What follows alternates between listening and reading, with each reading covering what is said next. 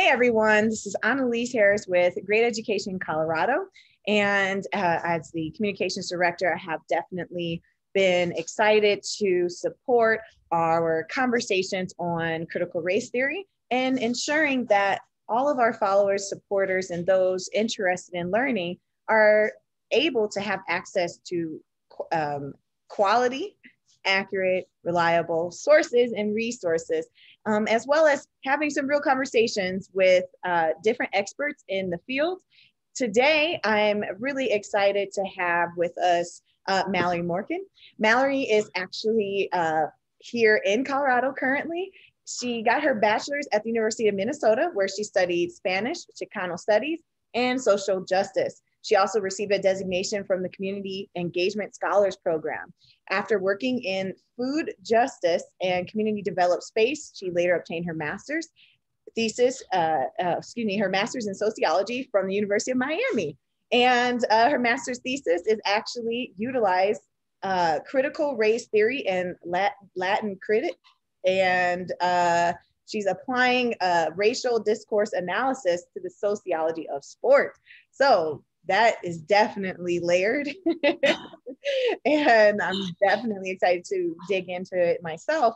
But today we're here because you also are currently a sociology professor at Community College of Denver and have been since 2019. You and I have worked together. So it's definitely exciting to be able to see you in another space and highlight your accomplishments while also being able to add to again, this conversation on critical race theory. So do you have anything else to add to your amazing bio? No, I'm just really happy to be here. You know, it's a super important issue. Yeah, the more info that we can add to this combo, the better, and set some things straight, right? Absolutely, right. And obviously you have committed a lot of time and research and are an expert in the field and definitely have been able to create for us a presentation that we'll be able to have access to later. But I'm excited that this can guide our conversation and you be able to teach like you would a college student on campus. Totally, yes. So with no further ado, take the floor. Awesome. Well, thank you. Yeah, thanks again. Happy to be here. Welcome to my class. This is what I would cover in class, like we do talk about critical race theory. I guess the place to start that makes the most sense is the origin of this perspective. When we talk about critical race theory, you know, it has emerged in the news as this hot button issue, a wedge issue, if you will, which I'll kind of reference later. But critical race theory is a perspective that has originated in the 1970s and 80s. This has been around for a long time. So I'll plant the seed now. Why might you think that the outrage, you know, has begun in this last year in particular, right? Since summer and fall of this last year. So this is not a new perspective by any means. And obviously people have been talking about these issues meaning racism as being fundamental to our founding and our, you know, standard operating procedure as a country since the very beginning. These are not new thoughts, right? But they were kind of constructed into this official framework, you know, starting in the 70s. When we talk about critical race theory in class, for example, it is part of our curriculum in college, but I do want to mention it's not like, you know, we're hearing a lot of myths as in like K through 12 teachers are, you know, going into like have an actual critical race theory curriculum. Like, I'm not really sure what that means because this is something we don't really cover explicitly, like as a theoretical lens until you get to the college level. And when we describe it in class, it is one of multiple, one of three main sociological perspectives, as we say in class. So I just wanted to, kind of set that straight. It's not that it's a you know, uniform blanket, you know, strategy in the classroom. We present it as one of many, you know, theoretical perspectives that people can be speaking from. My next point that I'll go into is talking about how it really aligns with one of the major themes that we discuss in sociology, which is called the sociological imagination. I'll get there in a hot second, but basically that just refers to the fact that when we're looking at society, we're not just looking at people. We're not just looking at individuals.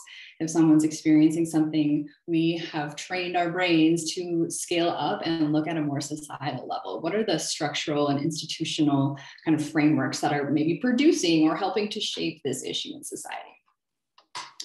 And then finally, just to introduce critical race theory, it is contentious in the current moment, perhaps in the fact that it intentionally challenges the status quo around race and racism in our society. And if you are under the impression that we live in a post-racial society or a colorblind society, or that, you know, the racism of today, you know, is not a thing, you know, after the civil rights movement, after our first biracial Black president, yada, yada, then I encourage you to continue reading. But that's what we do in sociology. We're looking at what has still endured, what has happened even hundreds of years ago that we still don't acknowledge, right? And how silencing that only adds to the status quo of just pretending that we're past race and past racism. So that is critical race theory in a nutshell, but let's go deeper. Okay, so I mentioned the sociological imagination, and this comes from C. Wright Mills, and it trains us to look at how someone's personal issues, personal troubles they might be experiencing is not just due to their own will, right, or their own choices they've made, their own bad luck. We can look at how one thing that looks to be very personal trouble is actually a public issue. We can look at how it affects all of society, how it has come to be. And it really lends to systemic explanations instead of blaming the victim mentality, which is so common and just part of the narrative, right? It's part of the bootstraps narrative. If you are poor today, after all these things that the government is doing for you, right, then it must be your own fault. You don't finish high school, it's your own fault. If you don't finish, right, like we tend to just ascribe all the blame just to the one individual. But guess what? We're all part of a society. We're all engaging with institutions. We all have different histories in this country. And that is also the point of critical race theory, is that we often aren't taught the intricacies of different groups' experiences, right? How some folks had a hand up, you know, AKA meaning white folks in our country's history, versus what are the barriers, the discrimination that was legal, right, for hundreds of years. So it's really taking a structural look at what is going on in society and why. How do we get here? Why are we still here? Why are we still having to battle with this issue of racism after the civil rights movement, right? And again, that's why it's contentious, because it requires us to ask deeper questions that have more difficult answers, that require us to restructure where we get money from who, how we're funding things, right? How do we try to address past harms, and what does that look like, and what does that mean? Why is it necessary? All the things. I really like the systemic explanations. You know, that piece is definitely where we're at right now. I think that's what the criticism really is, looking at, no, it's not my personal problem, whether you're the person whose stats are stacked against them or the perpetrator historically, you know. And so it's like an opportunity to, you know, look a little beyond that and not absolve from responsibility, but understand how where you are in society based on your identity and access and opportunity and lineage, it's systemic and has been in place. And that's why it's a struggle right now, because we're breaking down those systems, right? And so I just like even just that visual, like we're getting a little beyond the victim or the particular perpetrator. Now there are some, and we call them Karens, right? No, but there's folks who continue to benefit specifically from this system. But there's some folks who are really just trying to figure out, what?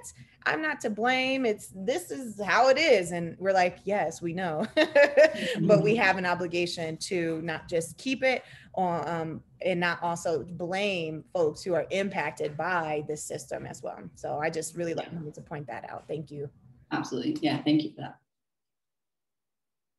Okay. So some of the same themes that you even just mentioned here, I mean, I'll get back here, but individual rights, you know, I'm not part of a race as white people, you know, we're socialized into thinking white people are the norm.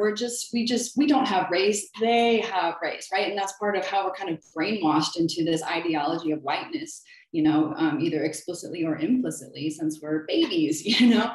We're taught to see each other as individuals.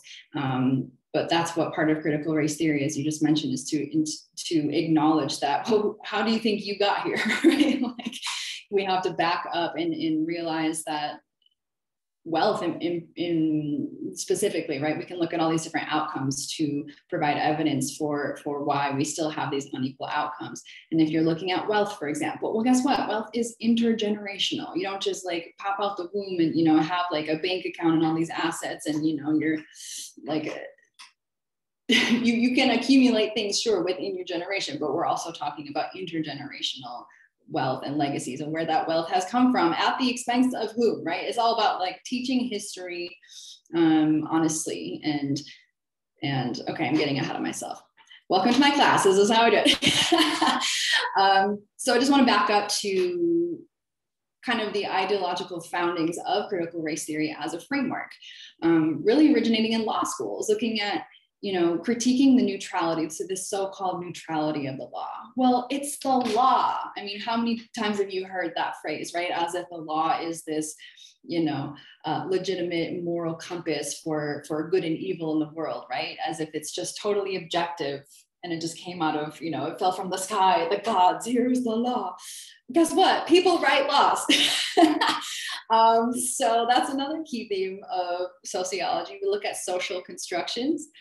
And that's kind of a longer conversation, but the law is another good example of a social construction. People write laws. People have biases. People have histories. People have interests. People have things they might want to protect and things they might want to get, right? So it's very naive to just assume that, oh, the law is the law and that's that. Guess what? Slavery was the law, right? Like, we can back up and earmark every single discriminatory policy that has led us to our current reality. All of it was legal. I mean, some of it wasn't legal, extra legal, but a lot of it was legal. So hence critical race theory. But this idea of liberalism, and I put status quo there because that's just kind of been so absorbed into our national narratives, right? But, oh, if you just play by the rules, everything will be fine, right?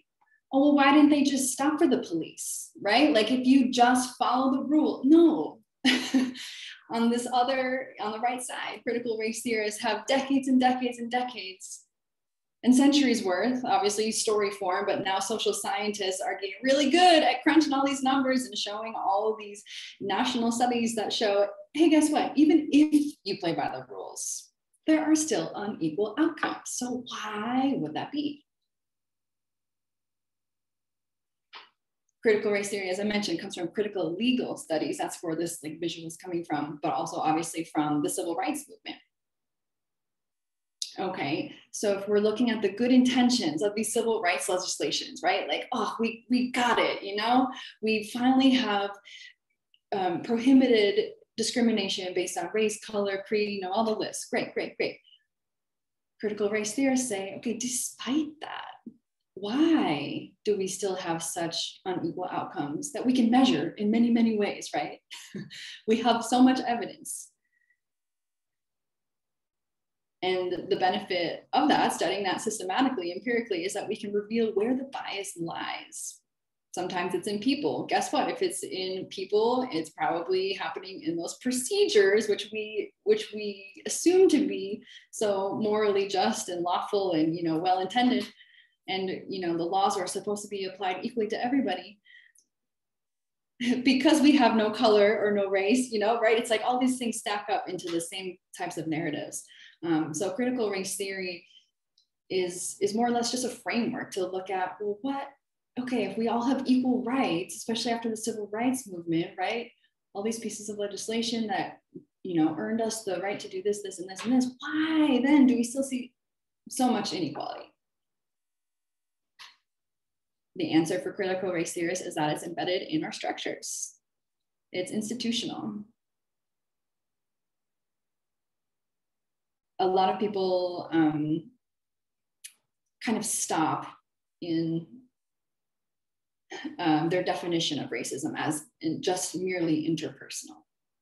Okay, yes, racism does occur interpersonally, but critical race theorists have the lens that it's not only interpersonal, right? Like the focus should be on, despite this equality under the law, how are our structures still reproducing, and law in particular, how are inequalities still being reproduced and maintained? You know, I do have a question. Well, it's not necessarily a question that I have in my head, but I think it comes up often where is there an explanation when folks are like, well, they're not racist. And then some people are saying, well, all white folks are actually racist because they benefit from the racist system. And so there's a lot of people, and I actually believe that's where this tension is actually rising, because no one wants to be the racist who's burning down churches. Sure. You know, anymore. Well, it's sort of, right? We would hope. And that's what a lot of folks who are kind of on the fence, like, I'm not racist, and, you know, I got Black friends, or I have plenty of friends, or I mean, I'm colorblind, or what have you, all that language. What would you say is that, like, what is an explanation within this race as a social construct, but also recognizing there are systemic things that are systemic experiences and that are in place, you know, that still have these outrageous disparities or just outcomes? Do you what would you say to someone who's questioning it in that way, or isn't personally racist? Yeah, I think those questions and that, you know, line of conversation does really rely on the assumption that racism is only interpersonal, and that could only mean if I don't interact or have any Black friends, you know, all the things that we like to say to prove as white people that we are not racist, right? I swear. But that's like kind of the conundrum, right? Is that we have painted this false binary of good and bad. And this comes from the work of Robin DeAndre, well, okay, decades of Black and brown scholars. But most recently, I'm referencing a video I just watched from Dr. Robin DeAngelo, who wrote a book called White Fragility. And if you are a white person like myself, and we're, you know, wherever you are kind of on your journey of unlearning all of the racial, you know, socialization that we've been raised with, I definitely recommend checking out that book, White Fragility, it's called. But in one of her videos, she really talks a lot about that binary of, well, only racist people do bad things, or only bad people, sorry, flip that, do or say racist things, right? And that kind of acts as a way to absolve us from any of the conversation, right? Well, it's not me, kind of like what you were saying earlier. My family, you know, didn't do this, or this, but that's where our conversation falls short. And that's why everyone should take a sociology class, because we talk a lot about, like, I am a white person, right? So I teach this in my class and I say, hey, everybody, I'm a white person. I am not offended by critical race theory, right? Like, because when I'm talking about critical race theory, I'm not talking about you, student who's white. I'm not talking about you, student who's white. I'm not talking about me necessarily, right? But also we could be, because we all in some ways do reproduce and have internalized and spew out the same BS that we've been taught, you know, in the back of our heads forever and ever. But we're talking about systems, right? And that's where it gets lost. And that's why the whole attack on critical race theory is so misguided. Basically, you only need to worry about opposing critical race theory if you're like A-okay with structural racism, right? It's like, to me, it's not about demonizing any one person or one group of people. It's about, hey, do you recognize that we still have unequal outcomes, even though we're all equal under the law, like WTF? And we're trying to figure out, you know, how, where that happens and how we intervene, how we can change it, what we do about it. That's the whole point of sociology. We study society, not just to study it, to figure out how we make it better. And that's part of this framework. Yeah, thanks for that.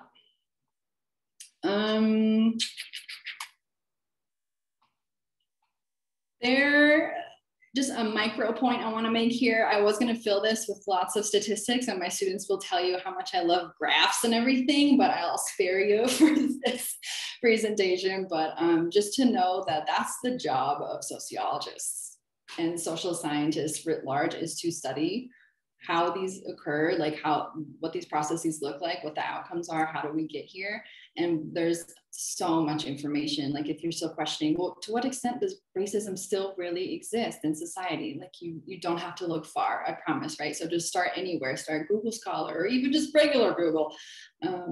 But media literacy, check your sources, right, et cetera. But there are so many like realms of society that we can talk about that we have so much empirical data to demonstrate the unequal outcome. So it's no longer a question, right? So when the haters are talking about critical race theory as being, you know, this falsity, this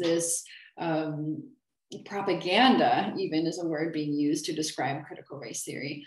Critical race theory is based in facts. So there's really not much to argue about, actually, if you really start looking at the data and seeing how these unequal outcomes are still reproduced. So that's all I wanted to say there. But how does this look in the classroom? Again, as I mentioned, it's one of three main sociological perspectives that we use in the classroom. And when we have students do work, you know, part of the goal is to have them apply a theoretical perspective, but they get to choose that. You know, a lot of the rhetoric about how this takes place in schools is that teachers are shoving this stuff down students' throats. No, we're not, right? We're presenting it as, point, I forgot here. Reason again why I put status quo here is because this goes on as the silent norm, right? We talk a lot in sociology on our unit on education about the hidden curriculum.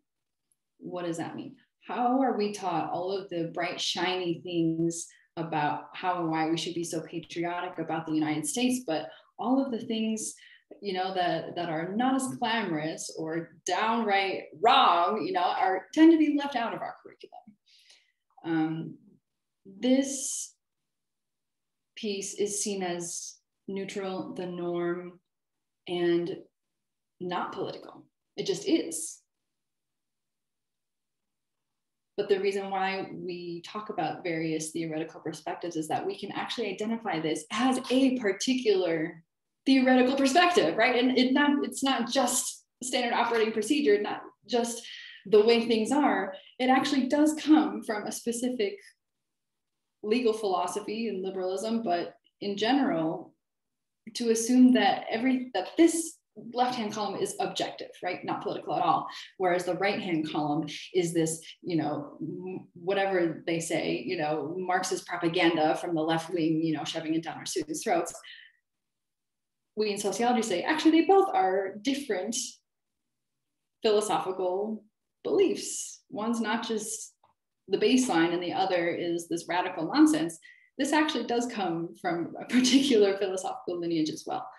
So again, we allow students to choose whichever, you know, perspective they seem to identify most with or they think looks most accurate, and allow them to just apply that and run with it. We're not forcing it.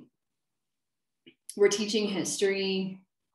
Actually, I was surprised. I asked my students last week how many students have heard of the Tulsa Massacre, and a handful, like almost half in my classroom had. And I was shocked, and that was maybe due to the events in the last couple of years in particular, right? But did I learn about that? If I did, I don't remember 1 second of it, right? Most people probably would say, I have no idea. You know, even still, we're finally rediscovering all this history that's been there the entire time, but we're not taught, right? So in sociology, what this looks like is just we talk honestly about our past and what has happened. We're not glossing over the parts that make us uncomfortable or that we're ashamed of, because we have to look at all right in the face, right? If we're going to understand how we got there, what happened, and is that still happening, or what are the consequences still that live on from those less glamorous parts of our history, right? So that can look differently in every classroom, obviously, depending on what the topic is, but that's definitely a theme within critical race theory as well. And finally, in sociology, we are not just like talking about like academic jargon, having people memorize things that don't matter. We are actually embedded in the social world, right? So we talk about all these issues, we look at racial stratification, we look at all the inequalities that are occurring, that we can see, that we can hear stories about, that we can study and do statistics on, right? All sorts of methods that we can study these problems. But we also are, encouraging students to actually look at their real lives themselves, their neighbors, right? Their lived experience, and connect that with these different theoretical perspectives as well.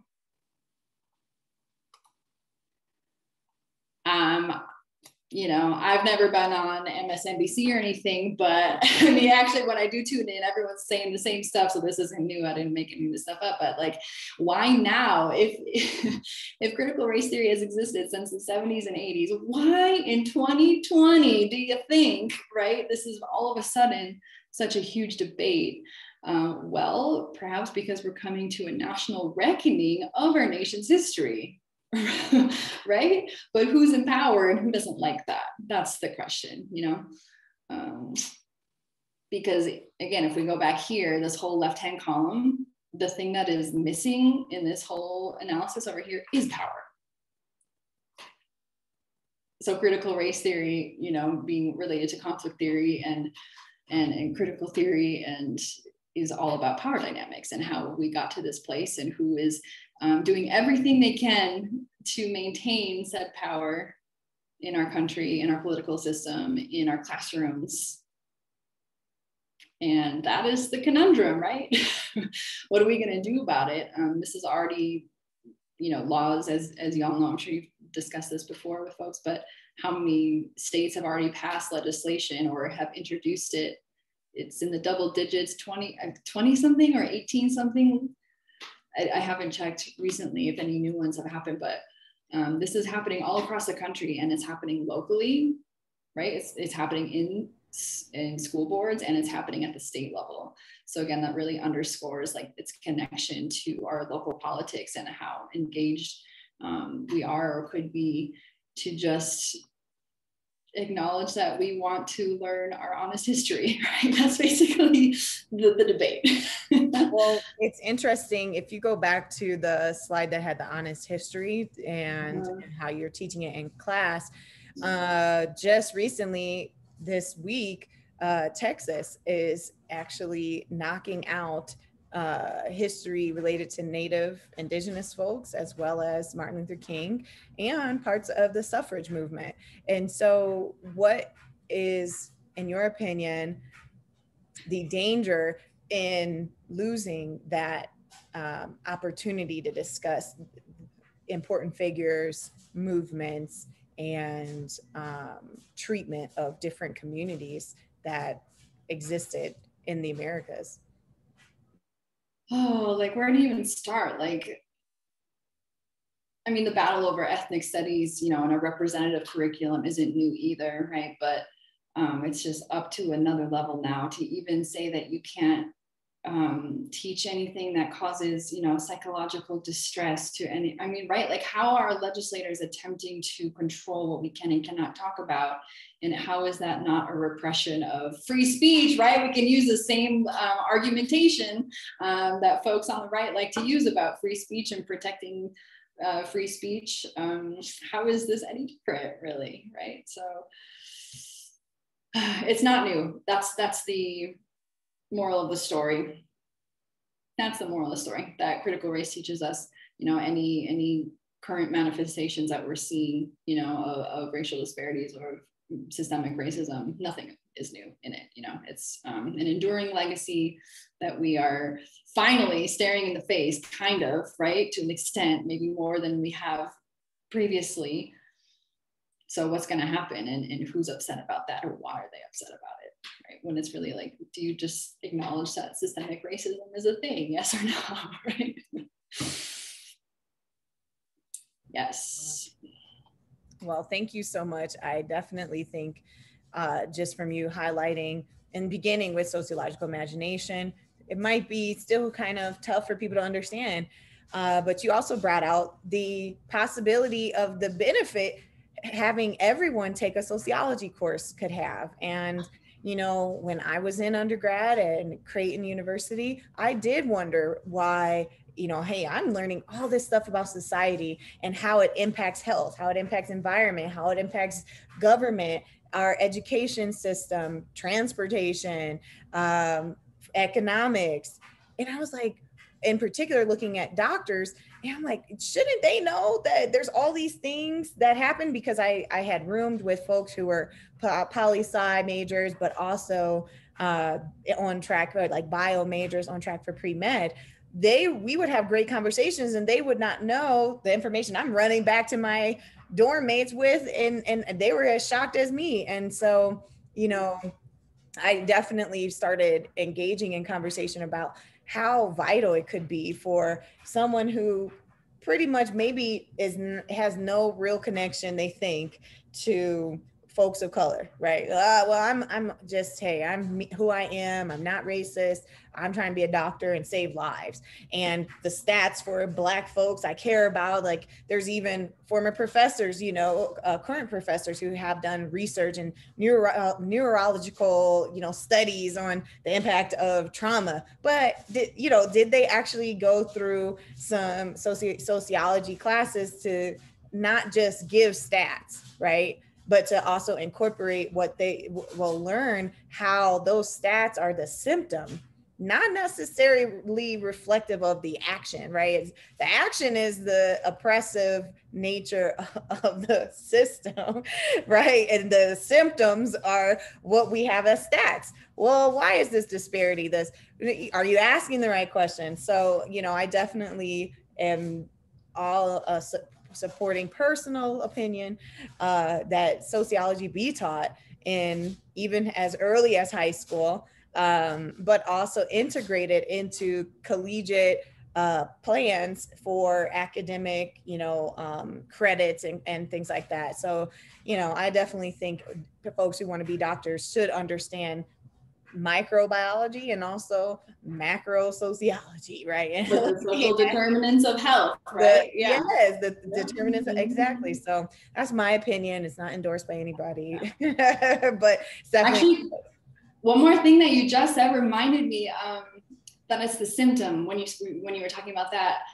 That's one of the main critiques of critical race theory being utilized or taken up in classroom settings is that, oh, well, talking about race is racism, or it further divides us, right? And that's the same line of argumentation that you're just using, right? It's, oh, yeah, no.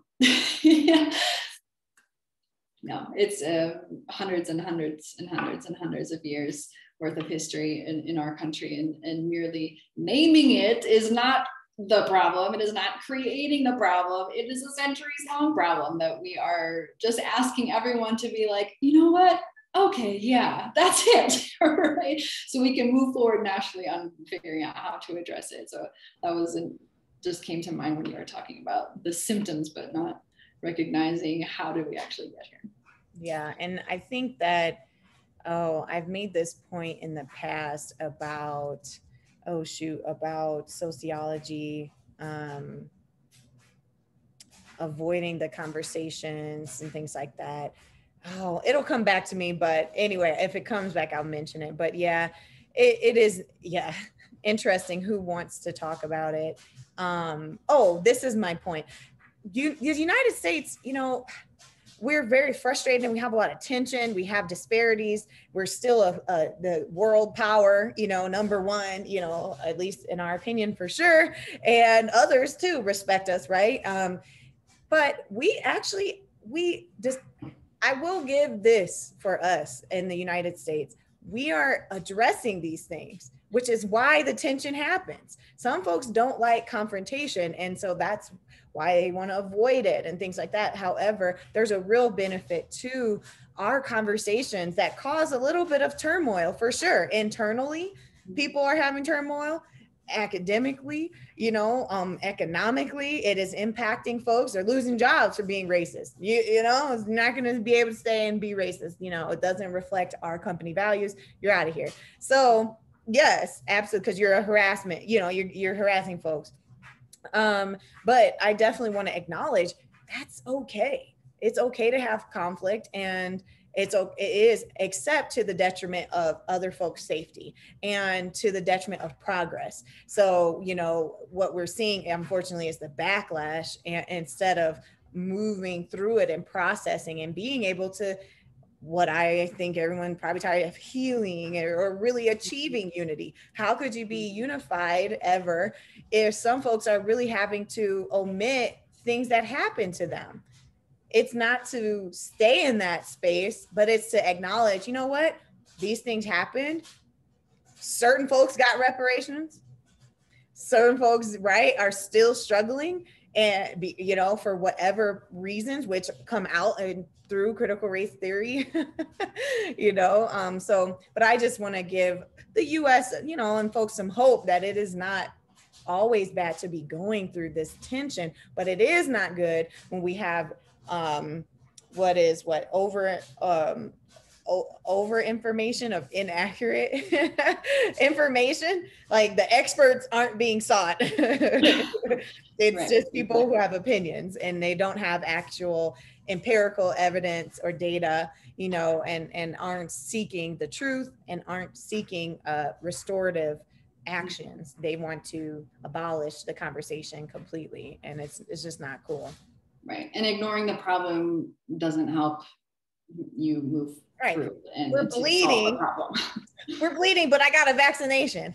Okay, thank you. Yeah. My arm's cut off, but you know what? I got my inhaler. Thank you. Okay, great. Both are issues, but one needs to be addressed right now. I'm not having an asthma attack, but thank you. So, yes.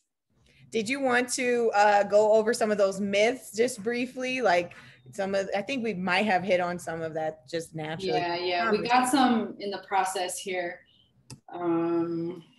First one, check. Right? Only seeing one side as political, that doesn't make sense. Everything is political. Everything comes from a certain theoretical perspective. So to just call one side, the side you don't like, political, that's not like logically accurate, right? We're not teaching kids to hate one another. We're just teaching history and talking about real life. As I already mentioned, as a white person, I am not offended at all of critical race theory. I am very offended that racism still exists, right? It's in all of our best interests to create a better world for everybody, right? It's not anti-American.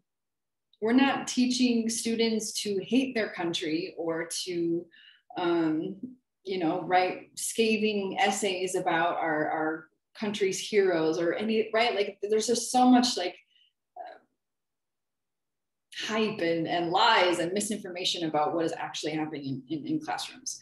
And that is actually so American. Like to be able to be free to do that is American. Literally, freedom of speech and the opportunity to critique those in power. That's totally American. Right. Absolutely American. And, you know, so I just wanted to add that. Sorry. Definitely. Yep. And we hit the last one too. So we nailed it. Well, again, your insight is, you know, so important.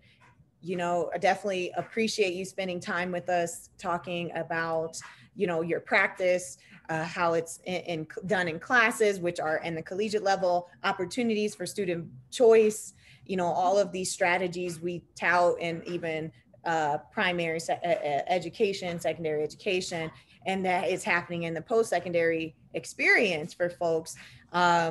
You know, they got a little snippet of what your class could feel like, right?